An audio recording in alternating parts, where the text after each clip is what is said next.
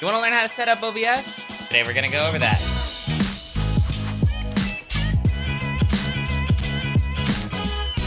What's up, guys? Welcome back. It's Cassie Joy. Today we're going to go over how to set up OBS for the very first time. I have here my Razer Blade 15 from 2018, and I just did a fresh install of Windows on it. And I'm going to be traveling a little bit this week. I'm going to be going about an hour, 2 hours away, spending a couple days at my girlfriend's house. And I need to be able to stream while I'm away.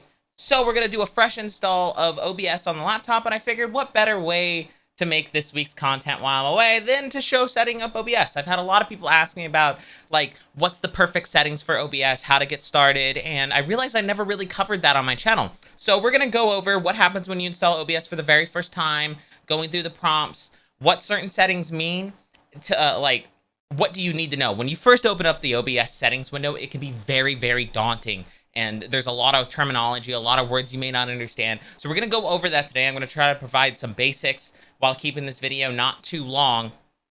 And hopefully it won't be unintelligible. The first thing we're going to do is we're going to go to the OBS website. We're going to download OBS as soon as my Firefox is done updating. First thing we're going to do is we're going to go to obsproject.com. We're going to click the Windows button, or whatever your operating system is. We're going to save the file. We're going to click install. That quick to get it installing. You're going to go through the install prompts, so you know how you normally install a program. Install it wherever you want. I usually recommend just leaving it in the program files drive, unless you have a very small or out of space, and then you can move it somewhere else, but you just go through the installation.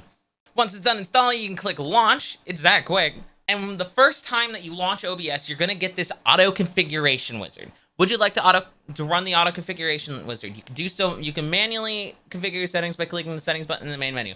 Most people are going to click yes on this. So we're going to click yes, and we're going to see where it goes from there.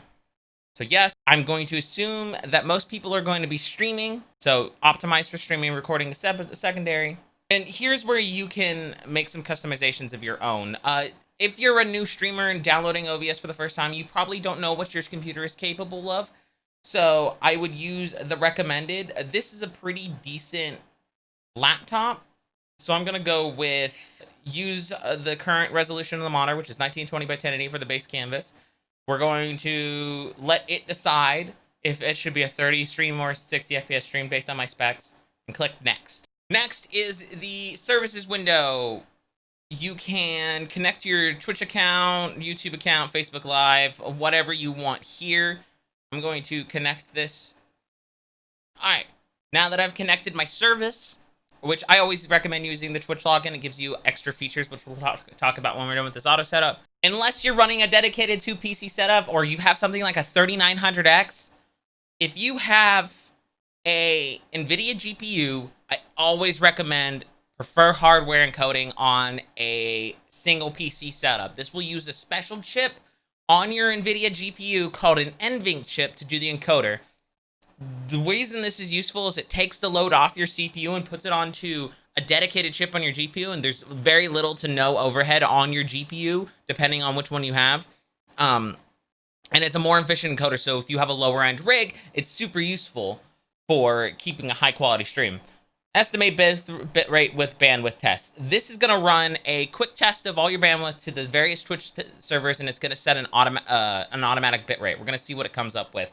I'm currently on Wi-Fi on this laptop. I have not hardwired it in, so we're going to see what it comes up with. I have pretty bad Wi-Fi in my apartment. All right, now that that's done, OBS is going to give us its suggested settings for what it thinks this particular laptop can handle based on its different algorithm testing points that it's used in the past for other people's setups. It's telling us our service is going to be Twitch. It's going to set the server to auto, which unless you have problems with latency or you're dropping frames, I always suggest leaving your server on auto for Twitch. It's going to set my video bit rate to 6,000. This could be different depending on your internet connection. I would almost always go with whatever it recommends. Hardware encoder, streaming encoder, both set to NVENC, which is what I recommend. Recording quality, high quality, medium file size. Base canvas resolution, 1920 by 1080. Output, 1920 by 1080. I might change that. And then FPS is 60. We're going to click apply settings. And since I connected my Twitch account, it's gonna pop out all of these little panels automatically in OBS. And this is so you can see your chat in OBS. You have things like your stream information. If you want to use these through OBS, all you have to do is grab them, and by default, they will snap into OBS for you, just like that. You can expand them. I talk more about these panels in my 10 tips you probably didn't know about video on OBS, but there's a bunch of these really. If you go to docs in the view, you can get things like your Twitch stats, which has your stats. I always like to put them here. You can grab your activity feed, which shows you like your followers, your subscribers. And I usually stack that on the stream information. These aren't two things that I need more than once. And you can stack panels. Rearranging your OBS and making it most functional for you is an important part about using OBS efficiently. And whatever works best for you, I would do it. By default, OBS comes in dark mode now. I actually like this theme. So now that we've run this automatic setup thing, we're going to go into our settings menu, and we're just going to double check some of the settings, and I'm going to explain what some of them mean real quick. In the first general tab, you have all of these. If you're a single PC streamer or you're prone to access. Next, we have snapping. You can leave this on. You can change this. A lot of the times, I'll turn this off and on depending on use case and depending on where I want to source. This is just when you have sources in your canvas. Below here, they do the grid snapping thing. Most streamers won't be using studio mode to preview and output their streams. This is more like a broadcast, like a professional broadcast level tool. But it's useful that you can double click a scene to transition in studio mode. You can enable a vertical layout. As you can see, now we have an orange preview, a blue program. I'm going to click the transmission button, and it's going to transition between the two. That's all it's used for in broadcast. It just gives you a heads up before you transition to something. If you're running a bigger production show, it's really useful. If you guys want to know how OBS can be used in a production level environment, let me know. I might make a video, because I realize that this is an audience that doesn't get talked about a lot for OBS, and there's probably a lot of people that need it. I'm asking this question in a video where people who already know what they're using with OBS aren't going to be really watching. So next, we're going to go over to stream. This is really cool because once you've connected your Twitch account, you can enable bandwidth test mode, and that will allow you to stream to Twitch without actually turning on your stream to test your internet or like see CPU load and that sort of things. I'm gonna leave that disabled. Make sure that's a thing that you have to disable after you've enabled it, or else it will stay on and your stream won't go anywhere. But really cool is OBS has a Twitch add-ons thing to where it will allow you to use better Twitch TV and FrankerZ emotes in the integrated chat window, which is really cool. So we're gonna apply that. Always use that. If you guys haven't checked out Better Twitch TV or FrankerZ, FrankerFaceZ, definitely recommend it. I'll probably link both extensions below. They're not as needed nowadays, now that Twitch has like integrated dark mode and a lot of the other features. But FrankerFaceZ and Better Twitch TV both add functions like a host button. They both have their own emote systems so that like non-partners can get more emotes as long as their viewers are using the extension. It's super useful, super cool little tool that not a lot of streamers use these days, I believe. But like back in the day, that was like an essential tool, is to have Better Twitch TV on. Now we're gonna be into our output settings. By default, it is in simple mode, and if you're happy with the quality that you get right out the gate, I suggest after OBS makes you a preset, I suggest maybe you try a stream, see how it looks, see if your computer runs that good that way, and make judgments from the recommendations I'm giving from here. Depending on your situation. By default, it starts in simple mode. I almost always turn it to advanced mode. I am, I guess, an advanced user. As a note, by default, advanced mode defaults to X264. You want it to turn it back to NVIDIA NVENC H264. The difference between these two things is, like I was explaining before, NVENC processes everything on a dedicated chip on this GPU. It uses a very efficient method of the video memory, so that when the frame's rendered on the GPU, it doesn't have to go back to the CPU. It stays on the GPU and processes the frame a little bit quicker. By a very minuscule amount, and not as much in 2020 now that we have the new NVENC encoder, but there is a slight quality difference between X264 and NVENC, but unless you're making videophilic content on YouTube or on another video platform, maybe like Facebook where they allow higher bitrate video, there's not gonna be a big noticeable difference to the viewer unless you're streaming at like super low settings. So I would always recommend NVENC. I just want you to be aware of the differences between NVENC and X264 and the sacrifice you're making. Always leave enforced streaming and encoding settings on unless you're being a bad child like me and streaming it above the bitrate cap. By default, mine's set to 65 or 2500. OBS recommends 6000. Twitch's recommended maximum is 6000. I'm a little cheater and use 7500 a lot of the time. You probably shouldn't unless you're always getting quality options. So bitrate is a setting that's very important to the viewer. If you have too high of a bitrate and you don't have quality options on your stream, it's going to be hard for new people to watch. If you're a newer streamer and you're not getting quality options every night, I suggest you don't stream above 4000, maybe 5000, and that will relate back into our video resolution in a bit.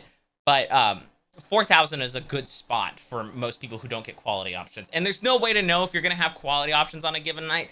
If you're not a partner, they're randomly given out, depending on when you go live and what you're streaming and that sort of stuff.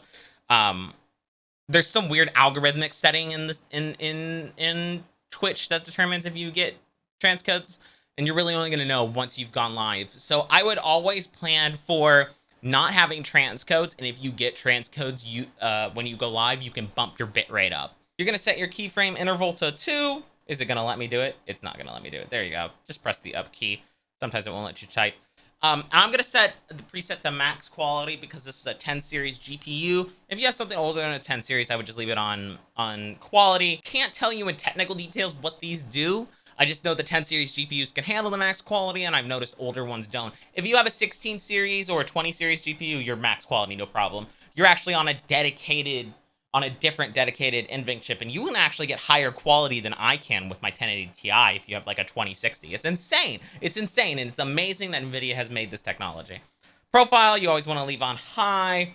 I turn on look ahead, and the tooltip here is actually pretty freaking useful. That word is being very hard for me right now. It enables dynamic B-frames, and without getting into the too technical explanation, all video has iframes and B-frames.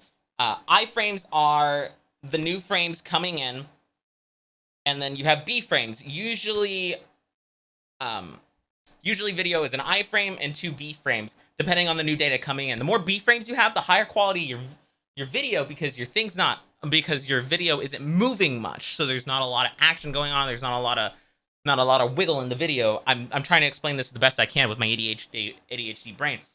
But sometimes you need less B-frames and more iframes because it's updating, because it's a high motion scene. If you enable look ahead, it will look at these frames as they're being rendered into OBS and dynamically adjust whether or not, hey, I need a new frame from the GPU, or no, we're good, we can hold off for a frame or two. And that's super important for quality adjustments. Psychovisual tuning is on by default. I would leave it on, especially if you're playing high motion games, which I know a lot of people are into BRs or things like Destiny these days. If you're just doing like Magic the Gathering, you really don't need this, and it'll save you just a teensy tiny bit of GPU performance. But it's never enough for me to want to turn it off, but it depends on your situation. GPU should always be left at 0. That's just your GPU that you have in your system. If you're using NVENC, I almost never recommend using a second GPU anyway, because that defeats the purpose of NVENC.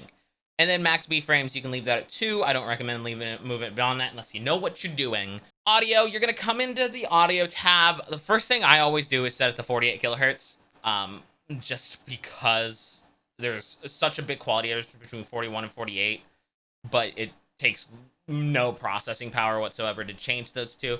As you see down here, the program must be restarted for these to take effect. That's okay, we'll be restarting anyway. Channels should be left at stereo. For your desktop device, you can put this to whatever your desktop device is. I'm sure my mic is that. These will all be changing when I hook up my proper setup, because I will be taking my wireless headphones with me when I go to my girlfriend's. But this is where you set up your stuff. If you have like a Go XLR already, like you went all in on your first stream setup, you have a Go XLR, You can leave the desktop audio as disabled and just set this as your Go XLR broadcast mix. That's what I do on my gaming PC, and that's all that really needs to be done. Audio monitoring is kind of cool if you have like video clips baked inside of some of your scenes. You can take these out of, you can change your audio monitoring to take the audio from those videos out of those videos and put them down another broadcast line that's not your OBS default output. We're not going to use that on this machine, but note that it's there. Also, disable Windows audio ducking. Now we're to the video settings, which is debatably one of the most important parts besides audio. By default, OBS had set this all to 1920 by 1080. I know that I'm probably going to be playing some heavier games like Destiny, and I know my specs well enough on this computer to not to. Also, I don't know if I'm going to have transcode settings. So my recommendation always for especially new streamers is you want to set your base canvas output to 1280 by 720 and make sure you set your output resolution to 1280 by 720. 720p streams are digestible by pretty much every single broadcast, like every single stream viewer on the planet, especially if you're streaming at the lower bit rates like 4000 or 3500. Speaking of which, I set that to 7500. Let's just do this as a new viewer. So I'm going to set this to 4500. Between 30 FPS and 60 FPS, I always pick 60 FPS. You don't need to do 5994 for Twitch broadcasts, but I do because I'm a idiot. But you can leave it at 60. For downscale filter, you'll see a lot of people mess with this, and from what I've learned over the years, this doesn't make a difference in downscaling video. So when I say downscaling means you're taking a video and you're making it smaller, right? We're streaming at 720p, even though our desktop canvas here is in 1080. The filters don't make a lot of difference when you're doing that, but more so when you're upscaling. I don't know why they're still called downscaled filters, but they make a lot more difference when you're like scaling a 1080 clip up to 4K than you do scaling a 4K clip down to 1080. It's really weird. I almost always leave this on bicubic now. There's realistically no cost. There's realistically no quality to benefit for the cost, so I might as well save a little bit of performance here and there. And then we have the advanced tab. Most people will never touch this tab, but it's worth going over just in case. I always set my process priority to high. That means when I boot OBS, this requires a restart. When I boot OBS, it will automatically set the process priority at high so that if my computer is starved for resources, it is always going to give resources to OBS first before it gives resources to a game or another software that I'm running. If you find that your gameplay is more important to you than the quality of your stream, you can leave that at normal. Render is almost always DirectX or Direct 3D 11. I don't think there is another option in renderer, but I could be wrong. I've never experienced it. Color format, you always leave this at NV12 unless you're recording high quality video for YouTube. At the point you're messing with this, you probably know what this does. Always, always, always, always, always, always set your color space to Rec 709. Always. Don't question it, just do it. With color range, leave it unpartial. Don't change it. When you're recording, here's where you can change your file naming format if you want. Automatically remix to MP4. You don't really need to do that unless you're recording high quality lossless and are trying to make like proxies by default. You can enable a stream delay from right here, but I do believe that only partners have access to actual stream delay, but I could be wrong. I think partners have access to, like, they can adjust their stream delay live, but you can do it here in OBS. I'm not sure. This is a thing I was told, but I don't have the actual information on that. There's an automatically reconnect setting, so if you have problems with the internet one night and you get, like, dropped from stream, OBS will automatically try to reconnect if you have this enabled. It will try every 10 seconds, and it'll try up to a maximum of 20 times. You can adjust this to whatever you see fit. Network settings could be a thing all in themselves. Setting is hard to explain in layman's terms, but basically it will make sure that if you have multiple NICs inside of your computer, network interfaces, you can bind it to a specific network interface to make sure if you have a problem with it accidentally using a different Wi-Fi channel, you can do that. Dynamically change bitrate to manage congestion. This is a really cool setting that has saved my stream more than once. It's annoying when it happens, but Sometimes you just have some internet problems, and I personally would rather my stream look like crap for a couple minutes than get bumped offline because of like a couple minutes. So what dynamically changing your bitrate does is if it detects that there is if it detects that your maximum bitrate has dropped, you're gonna drop frames, it will automatically lower your bitrate to a lower one until your internet settles, and it'll go back up to your original one naturally, causing a quality loss in your stream if you're doing stuff, but it will stop you from going offline. So it's an up to you thing if you want to enable that. Same goes for network optimizations. There's a lot going on there. I usually turn it on. I haven't noticed a difference with it off. Enable browser source hardware acceleration. This is a thing that when you're troubleshooting, if you're having issues with like games lagging, your GPU being just eaten alive by OBS, I would only disable this if you're having problems with like browser sources running in your stream. Almost always leave that enabled. And then hotkeys focus, never disable hotkeys unless you have multiple programs around. I don't know a legitimate reason to turn that off, but somebody obviously needed that feature, and that's why it's in OBS. And then we're gonna click apply, and we're gonna click OK, and then you're ready to set. Oh, it gives a prompt now. That's new, actually. OBS needs to restart. Do you want to restart now? Yes, click restart. It's gonna exit the desktop, and then it's gonna open it back up. And that is the basics of OBS settings. I'm not going to show you guys how to add things into your stream today. That will be another video in the future. But that is like the basics for getting OBS set up and how to make OBS functional. Thank you everybody for watching. If you learned something from today's episode, be sure to click that thumbs up button. Be sure to subscribe. Go check me out on Twitter, Instagram, TikTok, all that other stuff. All of it's linked in the description below. Join the community Discord if you want to have some more cool tech YouTube discussions. And I will see you guys in the next one. This has been Cassie Joy. Peace out.